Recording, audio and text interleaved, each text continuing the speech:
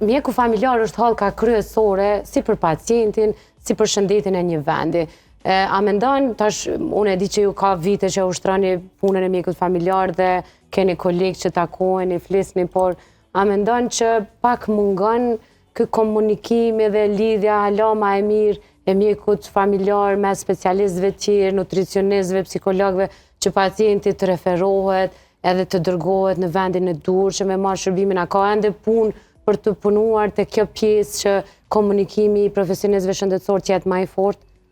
Ishtë dashur në qoftë se ne vizitojmë qendrat e mjekësisë familjare jashtë Kosovës, për shembull kanë raste në Amerikë, përveç mjekut familjar është dietologu edhe është terapisti, është psikologu, sepse në qoftë se problemet shëndetësore nuk janë zgjidhur përmes barnave, atëherë gjëja e parë që shikohet është dieta, edhe pastaj bëhet një ekzaminim dhe një plan ditor i atij pacienti se me çfarë duhet ushqehet, sepse përndryshe nuk ka sukses në mjekimin, sidomos të hipertensionit dhe të diabetit. Po një gjë tjetër që unë dua ta sjell Saranda është pastaj shëndeti mendor, që në vende tjera kanë terapistë që ata thonë terapist por psikolog që merret me menaxhimin e stresit dhe të ankthit, që pacientët tonë shpesh përpiqen ta zgjidhin përmes infuzioneve, thonë jam i lodhur, edhe amanim infuzion që do me vitamina, kjo është e dëmshme sepse gjithat përpjekje që ne i bëjmë në palestër për të ndërtuar muskuj, i dëmtojmë përmes gjilpërave. Ta zë me mora si shembull, ose çfarë do mënyre që ne mundohemi të jetojmë të shëndetshëm edhe të ndërtojmë fizikun tonë. E njëjta gjë është edhe me infuzionet, që mund të bëhet dëmtimi i venave të gjakut e pastaj edhe mund të kontraktohet ndonjë infeksion, ne përpiqemi që gjithçka të jetë sterile, po gjithmonë është rreziku ose të lëndohet infermiera gjatë shpimit tek pacientit ose vetes. Kështu që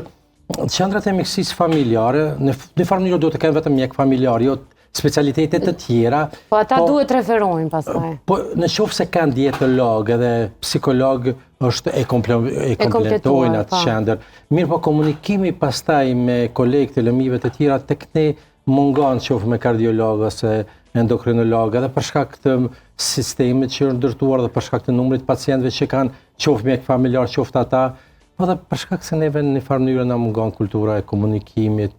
Kohëve të fundit po përpiqemi që përmes zhvillimit të vazhdueshëm profesional, ligjëratave që organizohen në kuadër këtij aktiviteti, që të sillen edhe mjek të lëmive të ndryshme, edhe të bëhem një urlidhse në mes të mjekut familjar dhe endokrinologut. Azëm nesër kam një prezantim me një endokrinologe, edhe flasim bashkë për trajtimin e diabetit, qoftë përmes barnave, në këtë rast që do të jetë barë e kujdesit parësor shëndetësore mjekut familjar, kurse endokrinologu shërben pastaj vetëm si konsulent, qoftë përmes edukimit shëndetësor që i bëhet pacientëve, e në këtë rast duhet angazhim shumë më i madh e një resursit shumë të rëndësishme që janë infermierët. Infermierët është pastaj kontakti hallka tjetër e lidhjes mes mjekut familjar edhe pacientit. E ne në qendrën kryesore të mjekësisë familjare kemi këshillimorën ku punojnë 2 infermiere edhe që japin këshilla të mjaftueshme të gjithë pacientëve që kanë hipertension edhe diabet. Po. Ndoshta kjo është ndërlidhje mes mjekut familjar, specialistëve të lëmive të tjera, nutricientëve, mediave, shoqërisë civile. Me këto e bëjmë edukimin e pacientit edhe të shoqërisë në përgjithësi. Po ka ende nga përvoja ime në përcjelljen e shëndetësisë tash sa vite, ka ende punë, do me thonë, po e them bukfalisht lë ende për dëshiruar ky raporti, sidomos i specialistëve karshi mjekëve familjar, sepse ende nuk është ndërtuar tamam ç'është dohet, po ndoshta këto ajo penalizon edhe pse na ende si me vedisu sa duhet që me mos me ndru mjekun familjar, me pas një mjek familjar që na nje historikun, na nje komplet gjendjen tonë, prej lindjes, anamnezën, edhe prandaj edhe aje din sa kur na jemi për një endokrinolog ose një kardiolog ose ku ta dion, po këtu ka ende punë për të bërë, po që rrugës jemi duke u përmirësuar çdo herë më shumë,